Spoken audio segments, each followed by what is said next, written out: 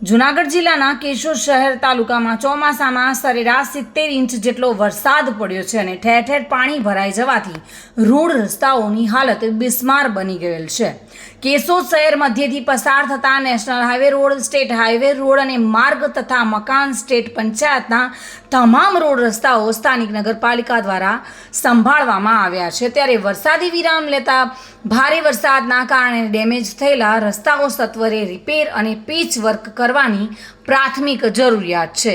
કેશોદ શહેરમાં મુખ્ય માર્ગો પર આવેલા બહુમાળી બિલ્ડિંગોના વરસાદી પાણીના ભૂંગળાઓ મારફતે પાણી પડવાથી મસ્ત મોટા ખાડાઓ પડી ગયેલા નજરે પડી રહ્યા છે। ત્યારે રાહદારીઓ અને વાહન ચાલકોને પસાર થવામાં પારાવાર મુશ્કેલીઓ વેઠવાનો વારો આવ્યો છે અને ટ્રાફિક જામના દ્રશ્યો સર્જાઈ રહ્યા છે। ત્યારે તાજેતરમાં લોકસભાની સામાન્ય ચૂંટણી સમયે રીસર્ફેસિંગના ખર્ચે અને બાકી રહેલા રોડ રસ્તાઓના કામો કરાવવામાં આવ્યા હતા। તેમાંથી લગભગ અડધાથી વધારે રોડ રસ્તાઓ ગેરંટી પીરિયડ પહેલાં જ પોતાનું અસ્તિત્વ ગુમાવીને ભ્રષ્ટાચાર અને નબળી ગુણવત્તાવાળું કામ થયાનું પોકારી રહ્યા છે।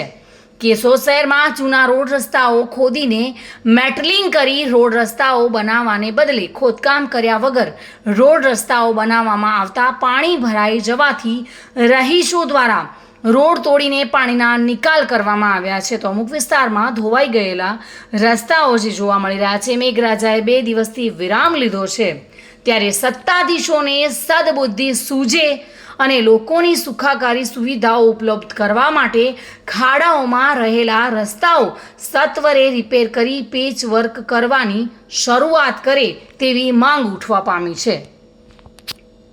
અહીં અમૃતનગર રોડ ઉપર પુષ્કળ ખાડા જોવા મળે છે અને 2 દિવસથી વરસાદ પણ બંધ રહી ગયો છતાં તંત્ર ખાડા નથી પૂરતા। અહીં એટલી હોસ્પિટલો આવેલ છે અને ટ્રાફિક પણ એવડો રહે છે, છતાં તંત્ર બેપરવાહ લાપરવાહ છે। માટે જલ્દી તંત્ર આના માટે જાગૃત થાય એવી અપેક્ષા। મધુ રાવલિયા સાથે bureau report, today Gujarati news.